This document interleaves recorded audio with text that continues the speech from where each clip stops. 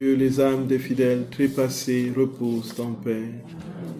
Au nom du Père et du Fils et du Saint-Esprit. Amen. Chers frères et sœurs bien-aimés dans le Seigneur, après avoir parlé un peu de la vie de Louisa ce matin, ceci de manière pâle, puisque c'est infiniment plus riche que ce que nous avons pu balbutier, nous allons commencer par comprendre ce que Jésus lui a dit pendant ces 40 années et qui constitue la trame justement de la vie dans la divine volonté.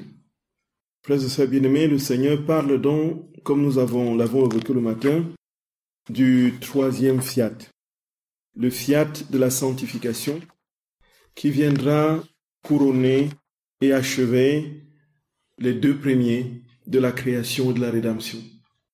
Et nous sommes ici, frères et sœurs bien-aimés, encore une fois, dans l'accomplissement et non pas dans la rupture. Il n'est pas possible que Dieu ait inutilement créé le monde, inutilement fait venir son Fils sur la terre, et maintenant, voici, bingo, il va venir restaurer toutes choses dans le troisième fiat. Les autres n'ont pas compté. Dieu qui ne peut rien faire de manière inutile et limitée, ne peut pas avoir créé les éléments visibles et invisibles et avoir envoyé son Fils pour rien. Et donc nous nous situons, effectivement, de manière particulièrement marquée et signée dans la continuité de ce que Dieu a commencé et qu'il achève maintenant dans l'aide de la sanctification. Alors, il parle donc de la venue de son règne. Tel que nous le disons à notre Père, si nous avons compris que tout était dans le Notre Père et que la prière, cette prière était que ton règne vienne, que ta volonté soit faite sur la terre comme au ciel. Ici, le règne de Dieu est au cœur même donc de tous les enseignements que Jésus va donner justement à Luisa Picaretta, puisqu'il s'agit de l'accomplissement de notre Père. Et ce règne, frères et sœurs d'amour, a été moult fois discuté et ô combien sujet de discorde interminable sur le plan théologique et au cours des âges. Et beaucoup d'idées se sont mises en branle sur cette notion du règne et du royaume de Dieu. Ici, le Seigneur donne très clairement une perception de ce que ce règne dans les Écritures de Picaretta. Quand nous prions et que nous demandons que ton règne vienne, que ta volonté soit faite sur la terre comme au ciel, est-ce à dire que le ciel va disparaître et que le ciel deviendra la terre? Ou est-ce à dire que la terre se transformera en paradis, dans lequel on pourra jouir à profusion et ne plus mourir parce qu'on ne connaîtra plus la mort, parce que Dieu sera tout en nous et donc s'il est en nous, nous sommes immortels et dont nous vivons, nous réjouissons et tout pousse comme on n'a jamais imaginé. C'est l'abondance à tous les niveaux. Sur le plan physique, on va entrer dans des jouissances interminables et la vie sera une fête perpétuelle. On partira d'une fête pour aller vers une autre. On finira le caviar pour entamer la pintade, et ainsi de suite. Voici, frères et sœurs bien-aimés, une conception très erronée justement du règne qui a été au cœur justement d'une hérésie. Jésus parlait effectivement d'un règne qui viendrait restaurer son règne. Il y a eu donc dans les premiers chrétiens un ensemble de personnes qui étaient véritablement converties à la foi de chrétienne. Et plus naturellement, les chrétiens d'origine juive, pour qui, dans l'acception vétérotestamentaire, la bénédiction de Dieu consistait en l'abondance des biens matériels, le troupeau, n'est-ce pas, la descendance, c'est-à-dire que les enfants, et puis la terre. Donc, quand on était béni de Dieu dans l'Ancien Testament, il y avait ces trois éléments qui rentraient en ligne de compte. Pour savoir que quelqu'un était béni de Dieu, voici s'il avait la longévité, voilà, la longévité, les biens, et puis naturellement la descendance. Dans les biens, il y a la terre, il y a les troupeaux, il y a ainsi de suite. Voici, frères et sœurs bien-aimés, qu'une telle conception a tellement fortement marqué, justement, ces chrétiens qui venaient du judaïsme, qu'ils ont transporté dans l'interprétation de l'Écriture, dans toute cette projection imaginaire du règne, telle que l'Ancien, la loi et puis les prophètes avaient enseigné. Plus on vivait longtemps, plus on avait des biens, plus on avait de la descendance, cela veut dire qu'on était béni de Dieu. Comme les contes, n'est-ce pas, finissent toujours par « il vécut très longtemps et eut beaucoup d'enfants ». Voyez, pratiquement, dans l'abondance. Et là, on a donc compris que le règne, dans cette hérésie, qui interprétait un texte de l'Apocalypse que vous connaissez bien, où après le grand combat, l'ennemi fut projeté dans les temps et il y eut pendant 1000 ans un règne, le règne de 1000 ans. Et donc cette hérésie, frères et sœurs bien-aimés, on l'a appelé le chiliasme. Alors le chiliasme, chilias c'est en grec qui signifie 1000, et lorsqu'on traduit en latin, n'est-ce pas, on arrive au millénarisme. Donc un règne de 1000 ans que l'on peut entendre justement aujourd'hui encore professé par certaines confessions chrétiennes, adventistes et autres, ceux qu'on appelle les millénaristes, qui disent qu'il y aura effectivement, comme ces premiers chrétiens, n'est-ce pas, d'origine juive pensaient, un retour de Jésus, un établissement justement de son règne sur la terre, un règne où il viendrait physiquement régner, où il serait le chef avec toute une armée, avec des ministres, avec des intendants, avec toute une cour et naturellement des sujets. Il régnerait ainsi pendant 1000 ans. Et comme c'est le règne de Dieu, il y aurait donc surabondance de biens matériels. On ne mourra presque pas pendant ces temps-là. Et puis, il y aura une surabondance matérielle. Et puis, les animaux vont être la partie. Une surabondance, justement, de biens matériels qui va toucher aussi les animaux, qui vont produire le plus possible, n'est-ce pas, de lait. Les abeilles feront du miel en n'en plus fini qui coulera de partout. N'est-ce pas? Les vaches auront 4 à 5 portées par an. Tout ce que l'homme projette dans ce qui est de l'ordre du bonheur, ce qu'on peut encore trouver dans une religion aujourd'hui, une projection anthropomorphique, justement, du bonheur dans les réalités spirituelles. Poser les réalités, justement, qui constituent le bonheur humain sur le plan physiologique et dans les plaisirs éphémères terrestres, les exacerber et les rendre éternels, les rendre élastiques et établis de manière permanente sur la durée. Voilà, frères et sœurs bien-aimés, une telle conception qui a été effectivement la cible de beaucoup de critiques.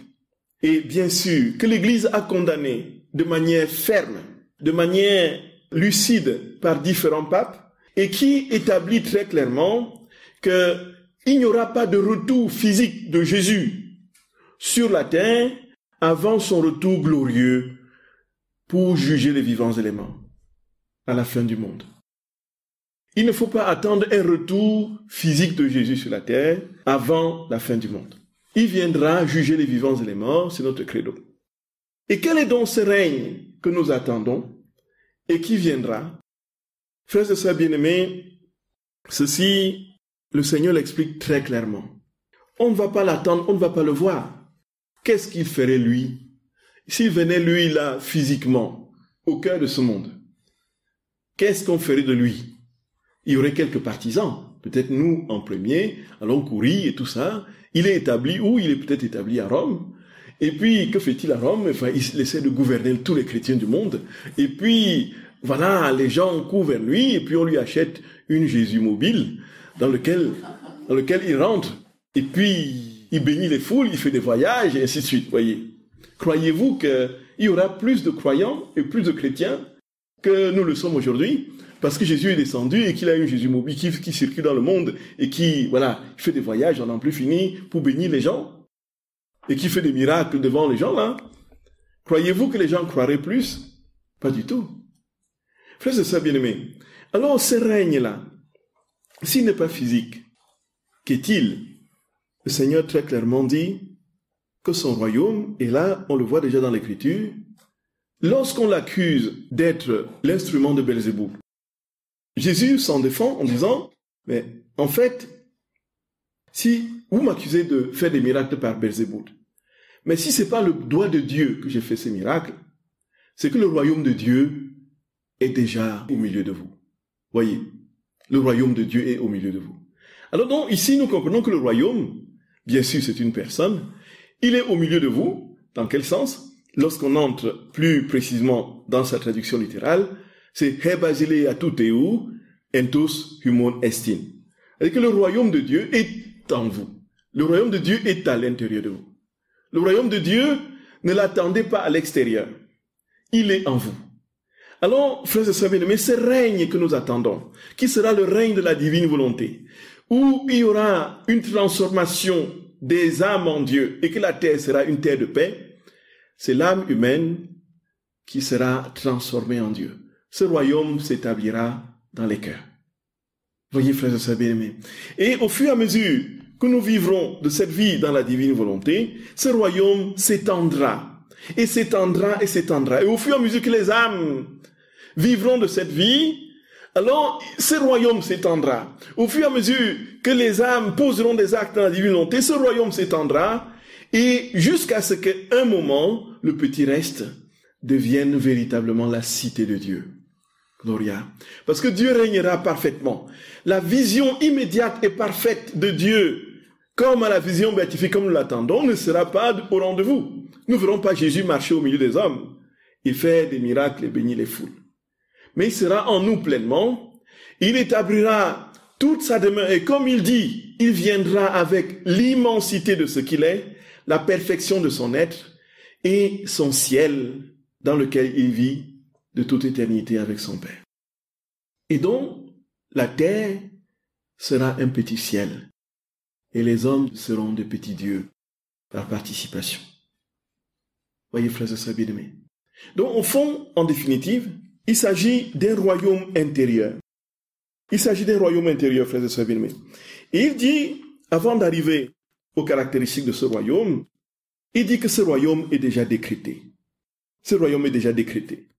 Il dit que quoi qu'on fasse, quoi qu'on dise, et quel que soit ce qu'on met en route pour l'empêcher, on ne pourra pas empêcher Dieu de régner dans les cœurs. C'est pour nous une espérance inouïe. Inouïe, frères et sœurs bien-aimés.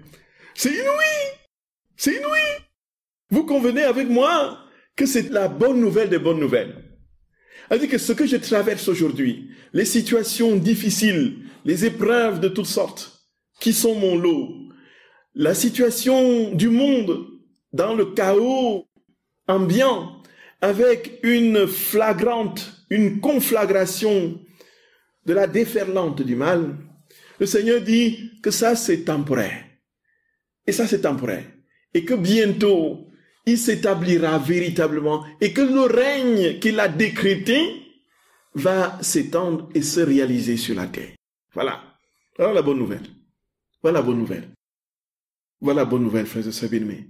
Et donc, dans l'entre-deux, et tous les pères, la majorité des pères de l'Église, y compris Saint Augustin qu'on a mal interprété, établissent justement cette période intermédiaire entre la première venue de notre Seigneur et son retour glorieux pour juger les vivants et les morts. Et donc, il y a cet intermède qui est un temps dans lequel les âmes, le petit reste, et comme dit Jésus-Louis Apicareta, après une succession d'épreuves que l'humanité aura subies, va vivre ce temps d'accalmie, qui n'est pas une accalmie au sens où on l'entend après la guerre, mais qui est la plénitude de la vie de Dieu dans les âmes, la vie dans la divine volonté, et les êtres qui seront sur la terre seront des êtres de bonté, d'amour, de douceur, d'humilité. Le péché prendra toujours plus le large. Et plus facilement, nous entrerons dans l'humanité de Jésus et nous vivrons de sa vie.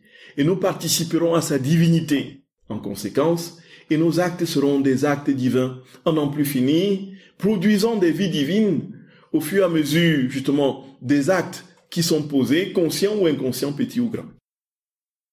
C'est inouï, frères et sœurs d'amour. C'est inouï.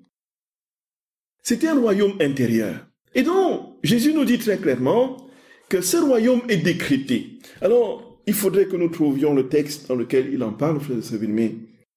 Il y a un texte, il y a plusieurs textes, bien sûr, il y a plusieurs textes.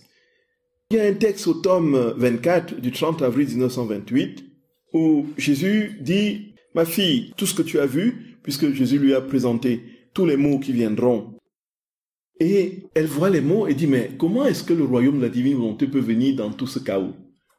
Nous pouvons aussi poser la question, frères et sœurs bien-aimés. Aujourd'hui, l'humanité a atteint le seuil critique maximal de la perversion. Vous êtes d'accord avec moi? Vous êtes d'accord avec moi, frères et sœurs bien-aimés? Il y a eu dans l'histoire des perversions. Il y en a encore un peu. Ça va encore un peu, Dieu. Quand je parle de perversion, je parle du mal, de l'acte pécamineux.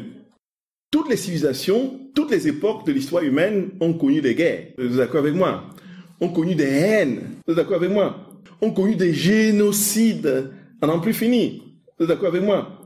Mais on n'avait jamais théorisé le bien comme étant le mal. Vous êtes d'accord, frère Saint-Villemé? On était complètement aplatis devant l'horreur du mal. Et après, on rebondissait, on dit c'est impossible, ce n'est pas possible de pouvoir faire ce qu'on a fait. Qu'est-ce qui nous est arrivé? Comment sommes-nous passés par ici? Qu'est-ce qui nous... Ainsi de suite. Et puis, on repartait pour une autre période, la haine reprenant le dessus, rebelote, haine, crime, guerre, génocide, vengeance et tout ça. Mais jamais on n'a dit que le bien était le mal. Or, notre siècle a réalisé cela. Vous êtes d'accord, frère Xavier? Notre siècle l'a réalisé.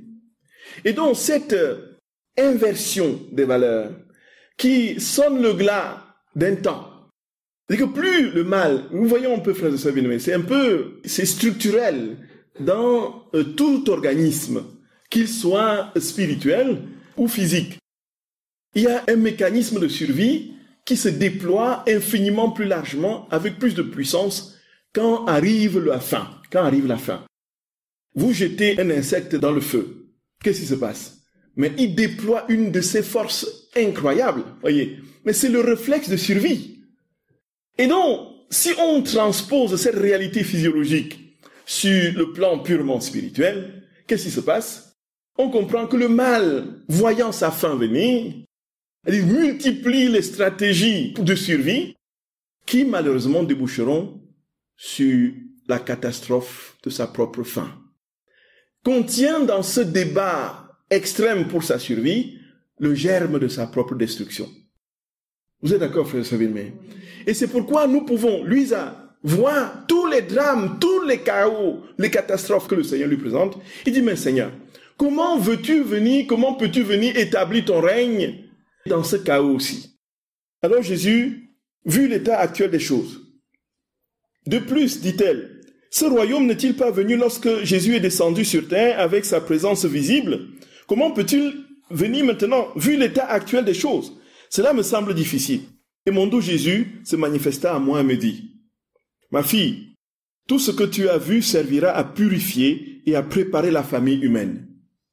Les troubles serviront à réordonner et les destructions à construire de plus belles choses. Si un bâtiment qui s'écroule n'est pas détruit, on ne peut pas en former un nouveau et plus beau sur les ruines elles-mêmes. Je ferai tout servir à l'accomplissement de ma divine volonté. Le Seigneur nous dit, n'ayez aucune crainte de la déferlante du mal. Tout servira à construire le royaume de ma divine volonté. En fait, plus les âmes seront ainsi traînées dans cette vague absolument torride du mystère de l'iniquité, je formerai des âmes en sourdine, dans le secret de mon cœur. Ces âmes qui seront mes propres copies, qui produiront mes vies, qui se répandront, jusqu'à ce qu'à un moment donné, les âmes soient tous complètement affectées et touchées profondément par cette vérité de cet amour, et c'est ainsi que la divine. Alors, Jésus dit par ailleurs, quand je suis venu sur terre, continue Jésus, notre divinité n'avait pas décrété la venue du royaume de ma volonté, mais de la rédemption. Et en dépit de l'ingratitude humaine, elle a été accomplie. Cependant, elle n'a pas encore parcouru toute sa route. Bien des régions et des peuples vivent comme si je n'étais pas venu. Donc il faut donc qu'elle fasse son chemin et aille partout, car la rédemption est la voie préparatoire au royaume de ma volonté. Elle est l'armée qui marche devant pour préparer les peuples à recevoir le régime, la vie, le roi de ma divine volonté. Ainsi, ce qui n'a pas été décrété alors, nous le décrétons aujourd'hui pour l'accomplissement du royaume de notre divin fiat. Jésus dit, et lorsque nous décrétons quelque chose, tout est fait. Il suffit de décréter pour que s'accomplisse ce que nous voulons. C'est pourquoi ce qui te paraît difficile sera rendu facile par notre puissance. Elle agira comme ces vents impétueux. Après de longs jours d'épais nuages de pluie, la puissance du vent dispersera les nuages, chassera la pluie, fera revenir le beau temps et le soleil embrassera la terre.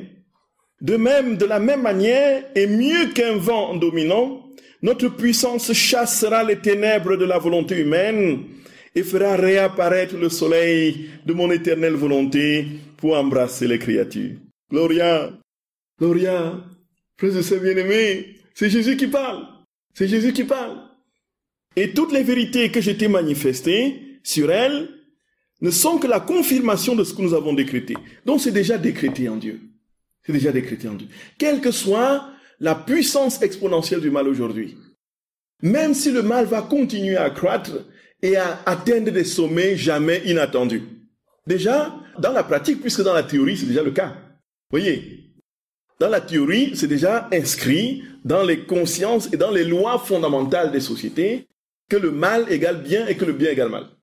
Et alors, si dans la pratique, ça va continuer et peut-être atteindre un seuil d'effarement absolument détonnant pour l'imagination, il y aura, frères et sœurs bien-aimés, un vent, le vent de l'amour de Dieu. Jésus dit qu'il va confondre le monde.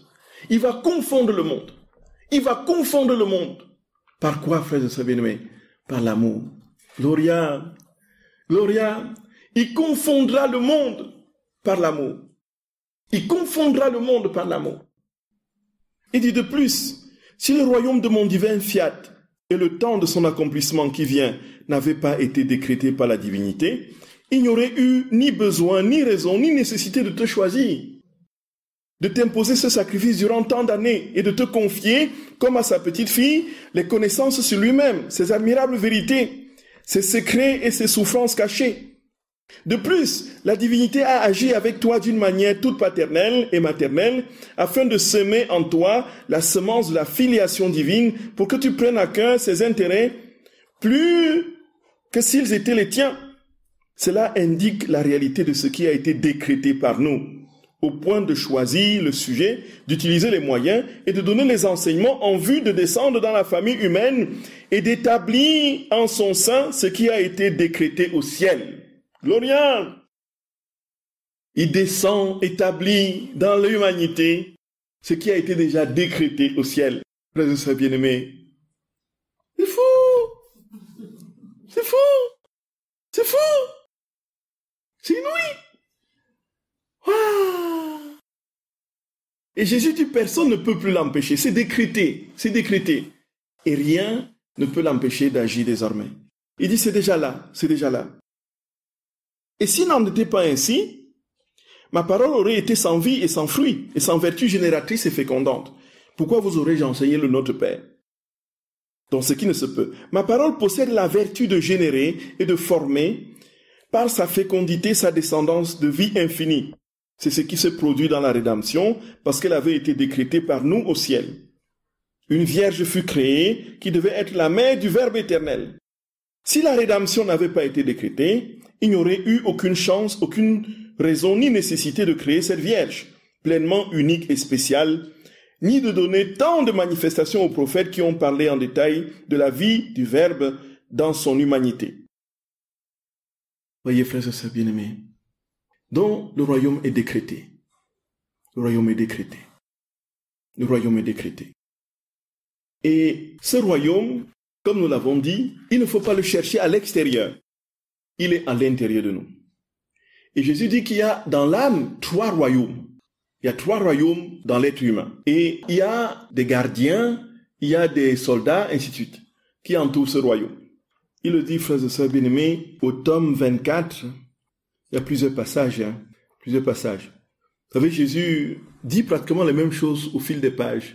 Mais il le dit tellement différemment, en prenant des exemples tellement variés, pour dire la même chose.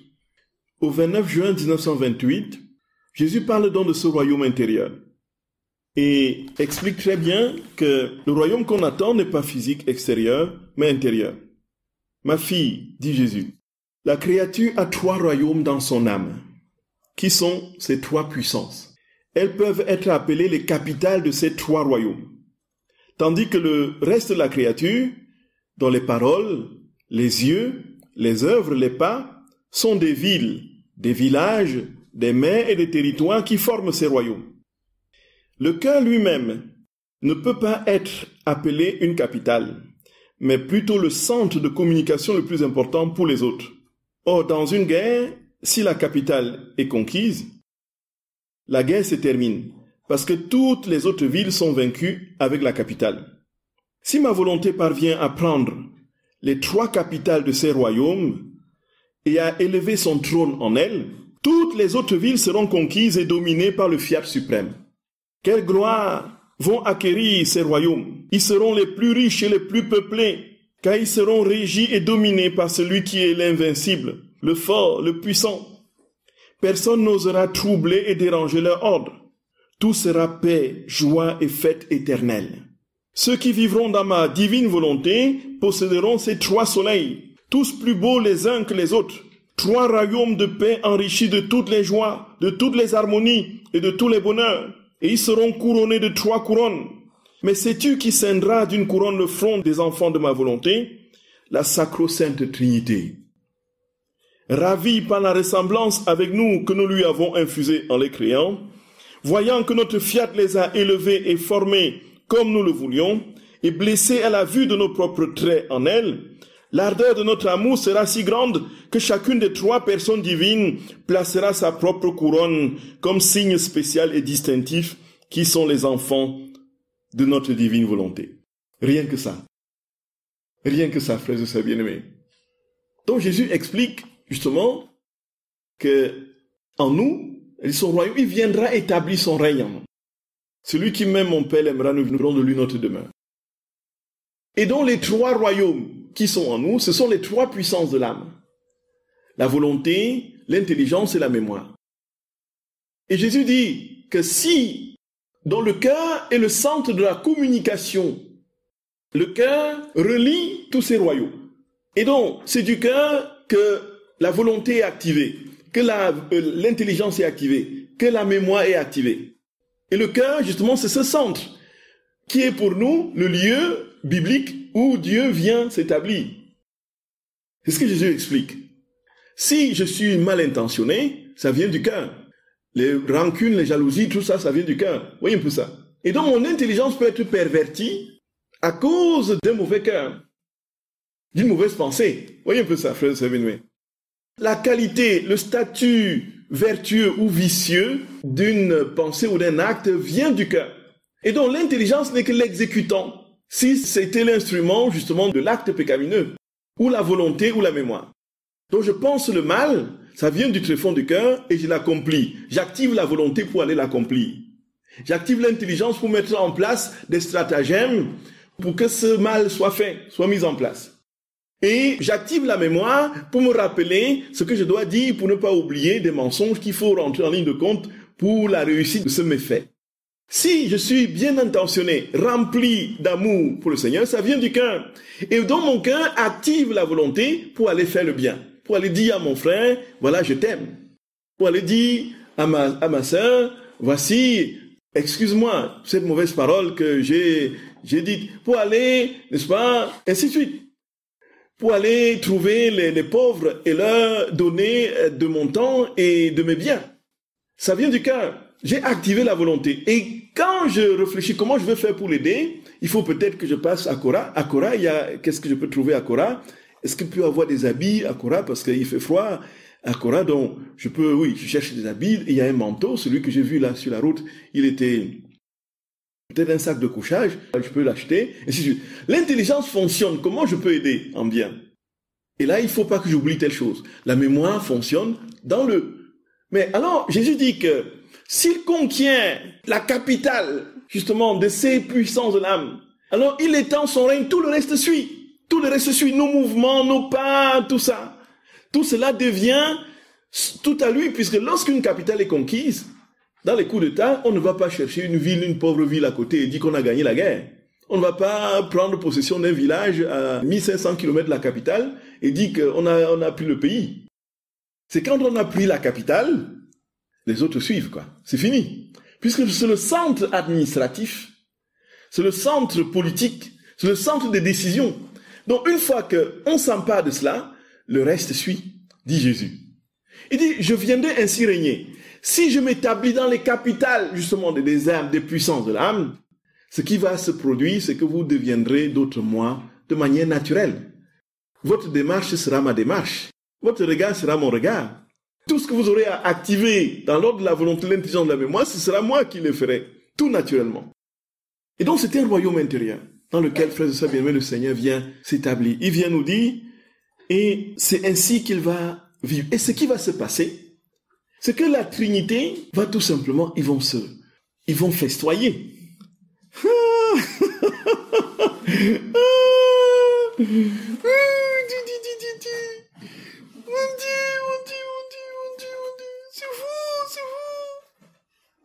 C'est inouï, frères et sœurs d'amour, c'est inouï. La Trinité viendra poser sa couronne comme ça, sur les... Le Père, comme Jésus le dit d'ailleurs, il va poser sa couronne soit sur la volonté. Et puis, le Fils poser sa couronne sur l'intelligence. Et le Saint-Esprit poser sa couronne sur la... Nous serons couronnés de la Trinité. Et nous serons des êtres de Trinité. Des êtres trinitaires. Gloria. Voilà ce que sera le royaume de demain. Frères et sœurs bien-aimés, voilà ce que sera le royaume de demain. Nous allons continuer à avoir des cheveux blancs. Mais je peux vous assurer, frères et sœurs bien-aimés, que l'intérieur sera un jeune homme, une jeune fille resplendissant de beauté, de mille lumières, de mille gloires. Et on comprendra ce que dit Saint Paul quand il dit, quand bien même notre être extérieur va vers sa ruine, notre être intérieur de jour en jour se renouvelle.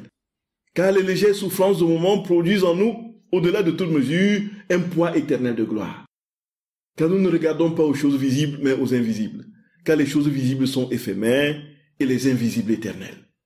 Le royaume de demain, ce seront des êtres, frères et sœurs bien-aimés, entièrement possédés de Dieu, possédés par Dieu. Luisa Picaretta a reçu le don de la divine volonté, mais n'a pas cessé de vieillir, elle avait les cheveux blancs.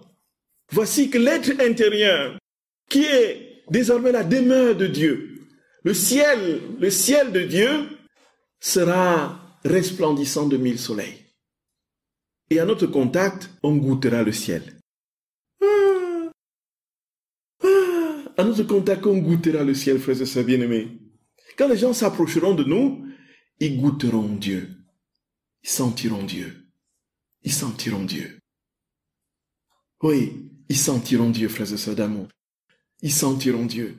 Tellement le Seigneur aura conquis tous les territoires de notre être. Parce que les capitales ont été conquises. Et il va, frères et sœurs bien-aimés, rayonner sa vie dans un resplendissement de gloire absolument incontrôlable, à la mesure de son éternité. Et nous serons ses copies.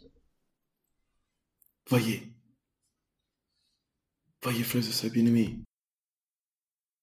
Et alors, le Seigneur dit que dans ce royaume, c'est un texte que j'ai lu et que je ne retrouve plus malheureusement, il n'y aura plus ni d'ombre, ni d'énigme. Tout sera lumineux. Tout sera lumineux. Ma fille, dit Jésus, bon, c'est le même texte du tome 24, du 29 avril 1928. Ma fille, lorsque ma volonté aura son royaume sur la terre et que les âmes vivront en elle, il n'y aura plus d'ombre ni d'énigme dans la foi et tout sera clarté et certitude. La lumière de ma volonté apportera dans les choses créées elles-mêmes la claire vision de leur Créateur. Les créatures le toucheront de leurs propres mains en tout ce qu'il a fait par amour pour elles. La volonté humaine est à présent une ombre à la fois. Les passions sont des nuages qui en obscurcissent la claire vision, comme pour le soleil lorsque d'épais nuages se forment dans la basse atmosphère. Bien que le soleil soit là, les nuages s'avancent contre le soleil et il semble faire aussi sombre que si c'était la nuit. Et celui qui n'aurait jamais vu le soleil aurait de la difficulté à croire qu'il existe. Mais si un vent impétueux dispersait les nuages, qui oserait dire que le soleil n'existe pas alors qu'il toucherait de leurs propres mains sa lumière radieuse? Telle est la condition dans laquelle se trouve la foi, parce que ma volonté ne règne pas. Les créatures sont presque comme des aveugles, qui doivent compter sur d'autres pour croire que Dieu existe. Mais lorsque régnera mon divin fiat, sa lumière leur fera toucher de leurs propres mains l'existence de leur Créateur. Gloria, Gloria. Les autres n'auront donc plus à le dire. Les ombres et les doutes auront disparu. Frères et sœurs bien-aimés, aujourd'hui, pour recevoir la foi, c'est par transmission. Nous l'avons reçue par transmission. C'est bien ça. Chacun de nous a la foi parce que ça lui a été transmis, soit par un proche, soit par ses parents de naissance, soit par une... Jésus dit que quand le moment viendra, on n'aura plus besoin de s'appuyer sur les autres pour croire. Parce que tous auront la perfection de la certitude, de la vérité, de la présence de Dieu et de son existence, qui fera que Dieu sera tout en tous. Gloria. Il dit aujourd'hui, la foi est cachée. Elle est cachée comme par les nuages qui cachent le soleil. Quand le nuage, dit Jésus, cache le soleil, alors celui qui n'a jamais vu le soleil, vous allez lui raconter qu'il y a un astre absolument merveilleux, lumineux, qui a plus de 6000 degrés Celsius en son centre, et puis qui brille depuis des millions d'années, qui a 1 150 000 kilomètres de nous, et puis qui réchauffe la terre, qui donne la vie aux plantes, qui ainsi de suite, provoquant et facilitant la photosynthèse, qui donne la lumière, qui nous permet de voir, ainsi de suite. Quelqu'un qui n'a jamais vu le soleil, vous lui racontez ça, il va dire, vous êtes, ça ne va pas là, ça ne va pas là. Il y a quelque chose qui ne tient pas. Montrez-moi, je ne vois rien. Tout simplement parce qu'il y a eu des épais nuages qui ont couvert le soleil. Et le jour comme la nuit, il n'y a plus de différence. On est tous dans l'obscurité. Et maintenant qu'un vent vient et balaye ces sombres nuages, et le soleil qui apparaît dans toute sa splendeur, mais qui peut oser dire que le soleil n'existe pas? Qui peut oser le dire? Sinon, celui qui est soit délibérément dans l'obscurité, parce qu'il a choisi de l'être, de fermer la porte au soleil, soit parce qu'il est incapable de voir le soleil. Mais le soleil sera une certitude pour tous. Tous diront, oui, oui, il existe, Dieu existe, Dieu existe. Donc, quand les enfants vont naître, ils vont commencer, vous voyez, déjà tout petits, ils ont ce sens de la présence de Dieu infiniment plus grand. Ils le perdent à l'adolescence. Voyez, quand au contact, les enfants vous sortent de ces choses incroyables. Hein. Et donc, ça va continuer. L'évidence sera là. C'est-à-dire que les gens se lèveront simplement pour aller. Et Jésus dit, frères et sœurs d'amour, un autre passage que je ne trouve malheureusement pas, c'est qu'il y aura un sens plus aiguisé. Ce qui aujourd'hui est caché dans les sacrements et qui ne se dévoile pas pleinement, à cause justement de ce manque de foi, à cause de cette intimité profonde avec le Seigneur, tout va se dévoiler de manière absolument pas. Les sacrements que nous vivons seront encore infiniment plus resplendissants. Et Jésus dit, frères et sœurs bien-aimés, qu'il y aura une saveur nouvelle au sacrement. Donc ceux qui disent qu'après la divine volonté, il n'y a pas besoin de sacrement, il n'y a pas besoin de se confesser, il n'y a plus besoin de... Parce que vous imaginez, le soleil brille de 1000 feux dans votre âme et que vous voyez, vous êtes capable de percevoir la moindre petite poussière qui se trouve dans votre âme. Quelle ne sera pas votre souffrance? De vous rendre compte que cette moindre petite poussière empêche l'infinitésimal photon du dernier atome du soleil de briller dans votre âme. Il y aura une souffrance terrible. Une souffrance terrible. Une souffrance terrible, frères et sœurs bien-aimés. De vous rendre compte qu'il y a un petit péché en vous. Et donc il faudra courir rapidement au confessionnal. C'est pourquoi les confessions ne vont plus se désemplir. Voyez, frères et sœurs.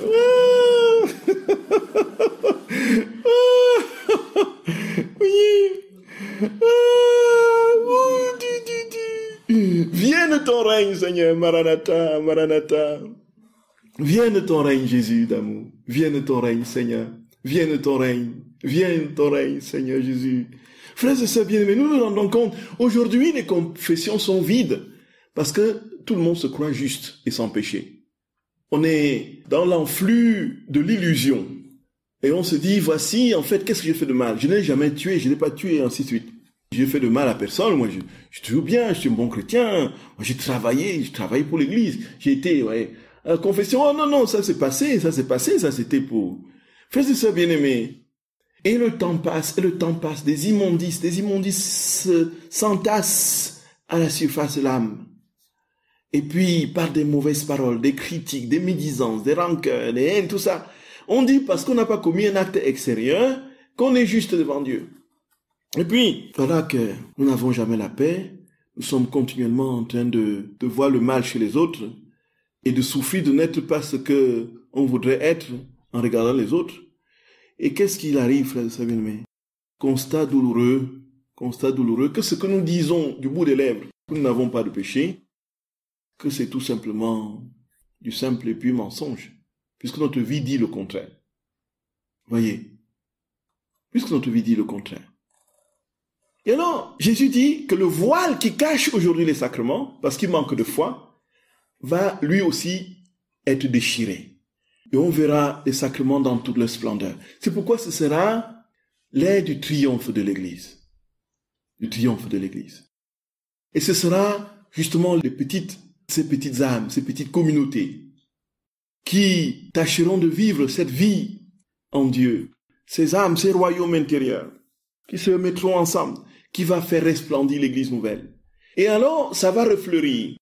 Et ça ne les messes, frères et sœurs bien-aimés. Les messes, on ne verra pas le temps passer dans les messes. Quand elle aura duré 4-5 heures, vous voyez. Vous voyez ça, frères et sœurs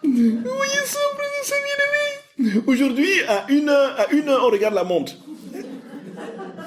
Ah, c'est trop ça, c'est trop. Mais en fonction de ce que Jésus dit, on imagine que les gens seront tellement attirés par Dieu que tout ce qui sera Dieu va tellement les attirer qu'ils ne voudront plus se décoller. Vous êtes d'accord, frères et bien-aimés? Et quand l'enfant qui est né dans la foi parfaite et pure, sans que vous l'ayez transmis, parce que Dieu se sera imposé à lui comme une évidence, et qu'il aura compris ces vérités de manière absolument lumineuse par la seule présence de Dieu en lui, quand il aura fini une messe, qu'est-ce qu'il va dire? Il va poser à papa, maman, c'est à quand la prochaine?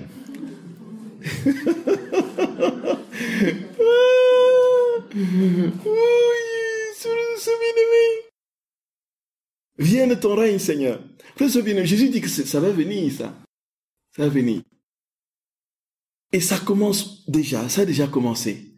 Dans nos cœurs, au fur et à mesure que nous laissons Dieu prendre toujours plus de place, il s'installe et notre vie se transforme. Et c'est comme ça que de jour en jour, nous gagnons en douceur, en simplicité, en humilité, en bonté, en maîtrise de soi, et ainsi de suite. Et Dieu prend toujours plus place en nous. Et là, le Seigneur, frères et sœurs bien-aimés, dit très clairement que comme c'est décrété, on pourrait peut-être le retarder, mais il viendra. Mais jamais personne n'annulera le décret divin. Et force est de constater qu'aujourd'hui, plus que jamais, il y a urgence de crier que le règne de Dieu advienne.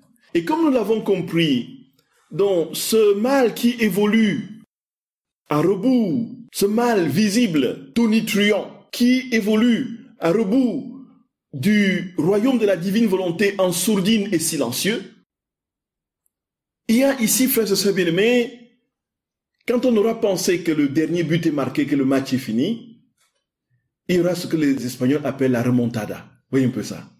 Dans les dernières minutes, alors que plus personne ne s'y attend, que pam, premier but, pam, égalisation, pam, deuxième but, pam, troisième, pam, victoire, la coupe.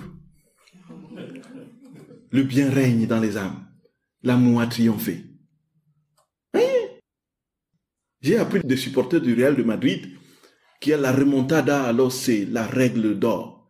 C'est-à-dire que même si vous croyez que vous êtes complètement aplati, même dans les dernières minutes et les dernières secondes, relevez-vous et contre-attaquez. Voyez un peu. Et c'est comme ça qu'ils font la remontada. Ils sont toujours les champions de Ligue des Champions. Les champions de Ligue de trucs. Il y aura la remontada de l'amour.